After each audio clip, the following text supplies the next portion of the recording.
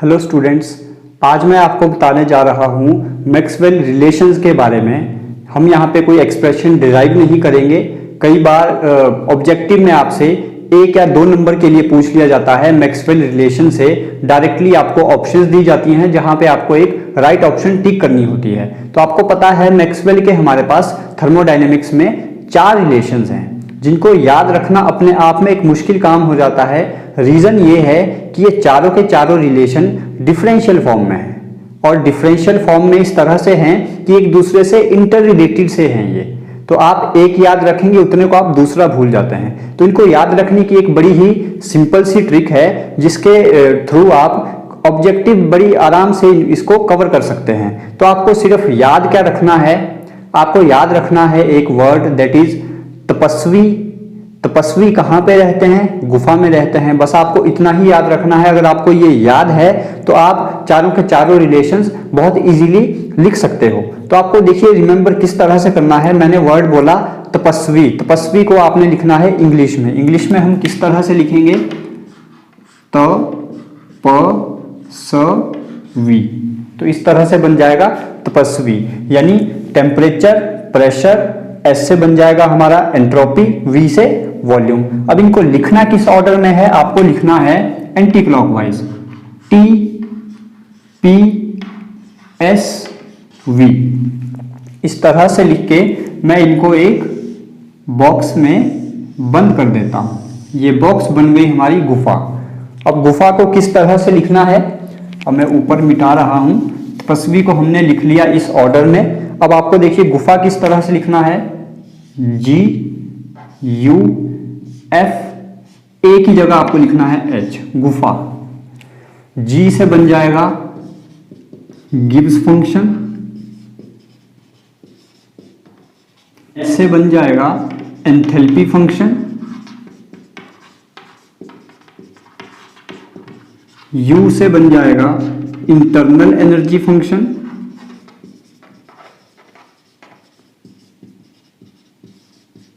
और F से बन जाएगा आपका दैट इज हेल्महोल्ट्ज फंक्शन।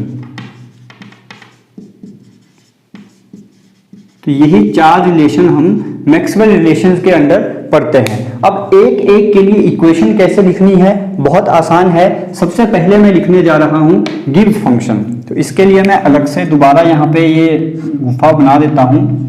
तपस्वी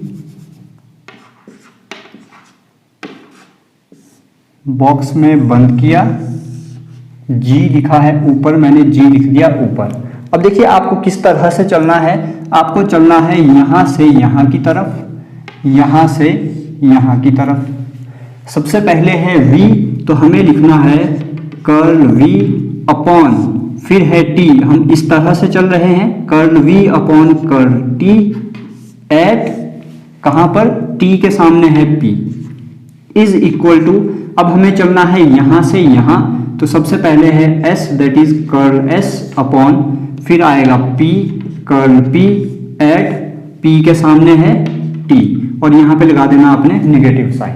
तो इतना आसान है लिखना। हमने क्या किया, यहां से चले इस तरफ को, यानी v, फिर आया t, तो curl v upon curl t, t के सामने था p, p यहां पे लिखा इक्वल टू, फिर यहां से चले इस तरफ को, curl s upon curl p, p के सामने है t, तो ये बन गया हमारा Gibbs function.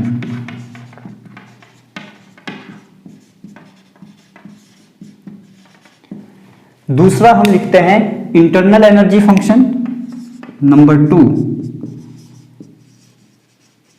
Internal energy function. इसको किस तरह से लिखना है? फिर से देखिए, तपस्वी U यहां पर है। अब कैसे चलना है? यहां से यहां की तरफ, यहां से यहां की तरफ। तो रिलेशन क्या बन जाएगा? सबसे पहले आया T, तो कर्ल T अपॉन, फिर आया V कर्ल V, V के सामने है S इक्वल टू, P आएगा पहले, फिर हम आए S की तरफ, S के सामने है V, यहां पे लगा देना आपने नेगेटिव साइन। तो इस तरह से हमने लिख लिया internal energy function. Third is Helmholtz function.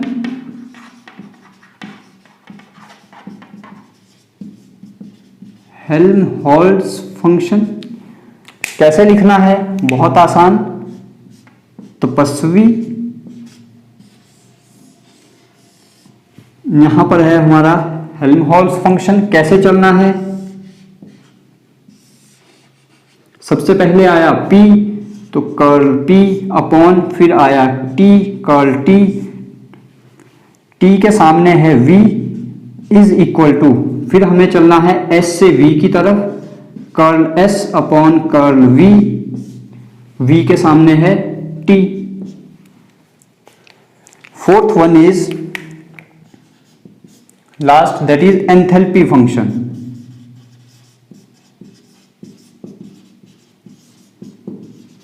Enthalpy function किस तरह से लिखना है, एंथैल्पी फंक्शन को मैं यहां पे लिख रहा हूं, तपस्वी, ये है हमारा एंथैल्पी फंक्शन। चलना कैसे है, H की तरफ, यहां से H की तरफ। तो सबसे पहले है T, curl T upon curl P, P के सामने है S is equal to V, curl V upon curl S, S के सामने है P। तो इस तरह से हमने लिख लिया एंथैल्पी फंक्शन। तो इन चारों फंक्शंस को इस तरह से, इस ट्रिक से लिखना इतना आसान है। आई होप अगर आपको अब ऑब्जेक्टिव में ये क्वेश्चन पूछा जाए तो आप इस ट्रिक से बहुत इजीली इस क्वेश्चन को आंसर कर सकते हो। ऐसी और ट्रिक्स के लिए हमारे साथ जुड़े रहिए। Thank you.